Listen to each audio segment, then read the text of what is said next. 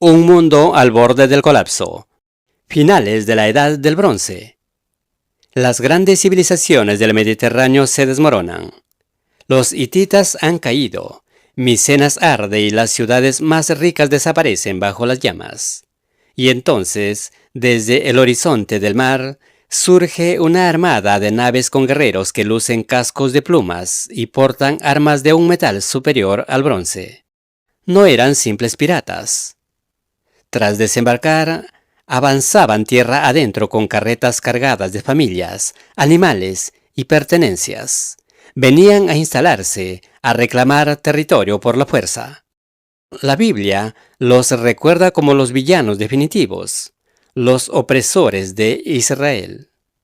Pero, ¿de dónde vinieron realmente estos guerreros del mar? ¿Era Goliat un gigante o un símbolo de superioridad tecnológica?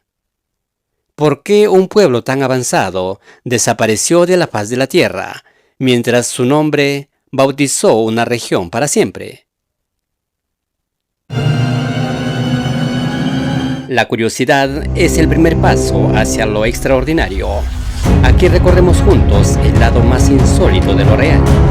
Si quieres seguir explorando, suscríbete, activa las notificaciones y accede al siguiente relato.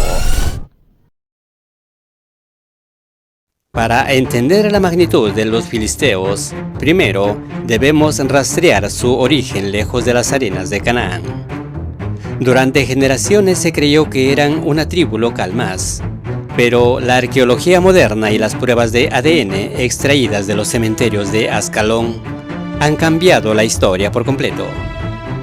Esos guerreros no eran de allí. Sus raíces estaban en el Egeo, en las islas griegas y en las costas de Anatolia.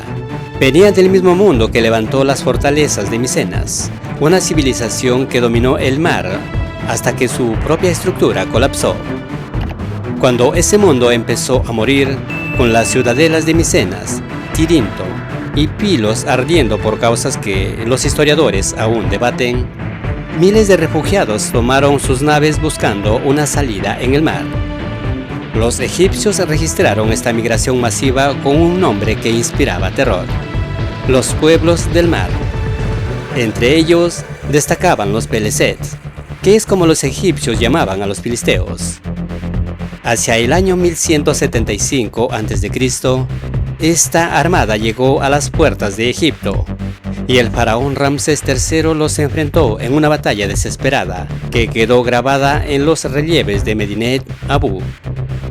Esos relieves muestran el choque naval más violento de la antigüedad, con naves egipcias embistiendo a los invasores mientras los guerreros se asfixiaban en el agua.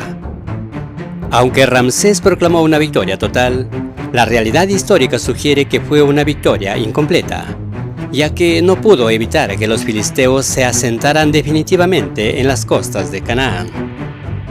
Allí, tomaron por la fuerza la franja costera del sur y fundaron lo que conocemos como la Pentápolis: Gaza, Ascalón, Asdod, Ekron y Gat. Eran 5 ciudades-estado independientes, cada una con su propio señor, pero conectadas por una cultura, un comercio y un poder militar que no tenía rival en la región. Cuando los filisteos se establecieron en la costa, las tribus hebreas que vivían en las colinas del interior se encontraron con un desafío civilizacional. El abismo entre ambos era total. Los filisteos habitaban ciudades amuralladas con calles planificadas y sistemas de drenaje, mientras que los hebreos vivían en aldeas de piedra dispersas por las montañas. Pero la diferencia más estratégica era la tecnología. Los filisteos tenían una ventaja temprana en el uso militar del hierro, un avance que, aunque no era un monopolio absoluto, hacía que las armas de bronce de los israelitas fueran menos efectivas en combate abierto. Esta superioridad era tan evidente que el texto bíblico, aunque escrito tiempos después, ya identifica a estos pueblos de la costa como la gran amenaza. Menciona que tras salir de Egipto, se evitó deliberadamente el camino de las tierras de los filisteos, porque cruzar esa zona costera La famosa Via Maris significaba enfrentarse a guarniciones profesionales y fortificaciones imposibles de tomar. Durante décadas, los filisteos expandieron su influencia, cobraron tributos y controlaron las rutas comerciales, mientras los hebreos resistían desde las colinas. En este escenario de tensión surge la figura de Sansón. Su vida no es solo un cuento de fuerza, sino de crónica de un hombre atrapado entre dos mundos. A pesar de ser un juez hebreo, Sansón se sentía atraído por las fortificaciones de las ciudades filisteas, por su lujo y por sus costumbres. Se casó en sus tierras y se enamoró de Dalila, pero cada interacción terminaba en violencia, desde matar a 30 hombres en Ascalón hasta incendiar los campos filisteos. Sansón representaba la furia de un pueblo sometido. Su muerte, derribando las columnas del templo de Dagón sobre su cabeza y las de sus captores, marcó el fin de una era de jueces para dar paso a la era de los reyes. La rivalidad alcanzó su punto crítico en el valle de Ela con el enfrentamiento entre David y Goliat. Las fuentes describen a Goliat como un gigante, pero más allá de su estatura, lo que paralizaba al ejército de Israel era su equipo militar. Según el relato bíblico, Goliat aparece con un casco de bronce pulido, una cota de malla que pesaba unos 55 kilos y una jabalina con punta de hierro forjado. Tenía un escudero dedicado únicamente a cargar su escudo protector. Goliat era la personificación del poder industrial filisteo. Ese poder se basaba en una ventaja técnica muy clara. Aunque el hierro no era exclusivo de los filisteos, así como mencionamos al inicio, sí dominaban mejor su producción y sobre todo su uso militar. El libro de Samuel relata que limitaban el acceso a esta tecnología en territorio israelita. No permitían que hubiera herreros en las montañas. Si un hebreo necesitaba afilar su arado o su hacha de labranza, estaba obligado a bajar a las ciudades filisteas y pagar el precio que ellos impusieran. Era un control tecnológico utilizado como arma política. David, el pastor que venció a Goliat con una honda, rompió ese mito de invencibilidad. Pero su historia real fue más profunda. Antes de ser rey, pasó años viviendo como guerrero para los señores filisteos, estudiando sus tácticas, su disciplina y sus debilidades.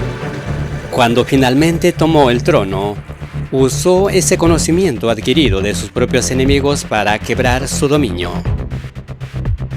Entrar en una ciudad filistea, como Ascalón o Gat en su momento de gloria, era ver una civilización en su apogeo. Mientras en el interior de Canaán la vida era rural, las ciudades de la Pentápolis eran metrópolis con calles en cuadrícula, talleres metalúrgicos y almacenes llenos de vino y aceite destinados a la exportación. Sus palacios estaban decorados con frescos y su cerámica con dibujos de pájaros y espirales. Eran un recordatorio constante de que nunca olvidaron sus raíces en el mar Egeo. El motor de estas ciudades eran sus centros religiosos, con templos dedicados a Dagón, como el que estaba documentado en la ciudad de Gaza. No funcionaban solo como un lugar de culto, sino como el centro administrativo y militar. Allí se guardaban los tributos, se almacenaban las armas y se tomaban las decisiones políticas que afectaban a toda la confederación. Cada ciudad apoyaba a las otras en campaña, formando una red estratégica que les permitía proyectar su fuerza hacia el interior. Esta organización les permitió derrotar a reyes y humillar a ejércitos enteros.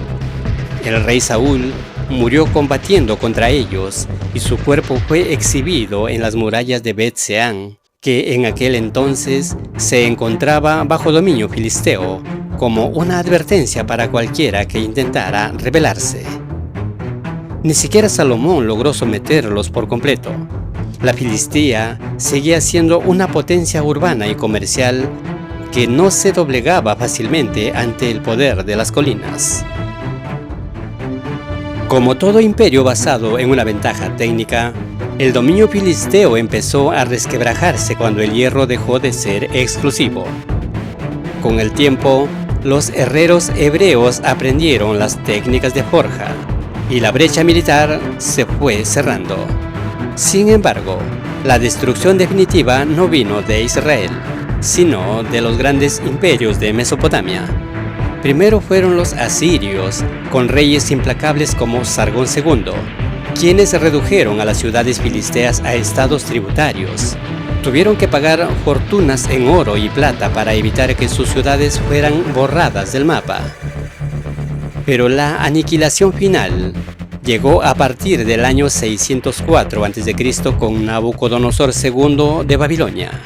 Sus ejércitos saquearon Ascalón, ejecutaron a sus líderes y quemaron las ciudades hasta los cimientos.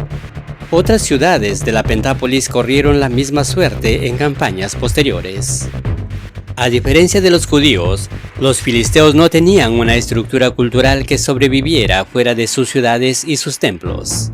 Al ser arrancados de su tierra, se mezclaron con las poblaciones locales en Babilonia, adoptaron otros idiomas y en pocas generaciones desaparecieron como pueblo diferenciado. El grupo que había llegado con tanta fuerza desde el mar se diluyó silenciosamente en la historia sin dejar rastro en sus lenguas o en sus dioses originales.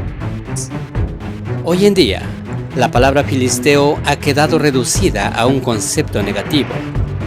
Pero la arqueología nos muestra que fueron maestros metalúrgicos, ingenieros urbanos y comerciantes que conectaron el Mediterráneo.